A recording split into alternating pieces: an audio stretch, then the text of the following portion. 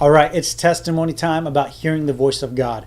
I was running a company recently, about a few years back, and we were installing telecommunications TV service in this company, in this big company, and we had installed all the TV service. We've installed, hooked up all the TVs, the remotes, got everything working. We had about, I believe, it was about 20 different TVs all hooked up, and we were ready to go. And then all of a sudden, the whole system went down.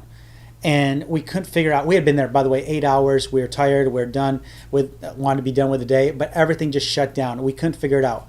We had a couple options. One, we could send my installers to start crawling through all the attics and try to figure out what cable came undone, what happened. But I stopped and I just said, Holy Spirit, what's going on? And the Holy Spirit said, go inside the closet, and the plug for the amplifier came undone. It's so simple. It sounds stupid. I'm like, no way. I was just in there. But I went in there, I looked, and there was the plug, just pulled out a little bit from the wall. As soon as I pushed it in, everything came back in. Another great testimony was, and this has to go with battle plans and the strategies of listening to the voice of God. I was working in this company, and we got a call for some remotes that weren't working for their TVs. And as I was telling the customer how to fix the remote, I got done, I hung up the phone. Within 10 minutes, I get another call for a remote that was not working. Now, typically, we wouldn't get remote calls for remote repairs maybe once every 2 weeks. But this one happened 15 minutes later. So I tell the customer how to fix it, get it done.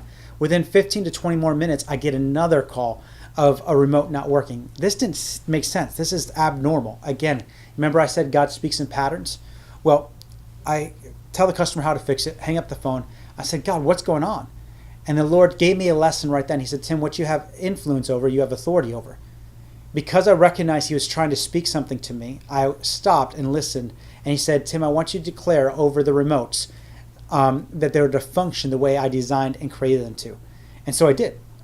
They're not. It's not a body part. It's not a person. But God has control over everything. So I just declared over every remote to function the way they were designed and created for. I didn't get a call for 6 months to repair remote controls. Amazing. Over and over, I've seen God come through, and I can tell you other testimonies of marketing strategies where I would stop because our sales were so low in companies, and I said, Lord, I need a creative idea. I need a strategy. And the Lord would give me a strategy, and the sales would double the very next day. So I want to encourage you today that you will recognize the voice of God. I just released a fresh revelation of recognizing the voice of God. I declare over you today that you begin to be in tune with what the Holy Spirit's saying to you, that you would know the strategies of heaven over your job, over your business, over your work environment. I just declare over you today that you will begin to experience the presence of God in ways you've never known, so that you can be able to fully function in all that God's called you to do. I bless you.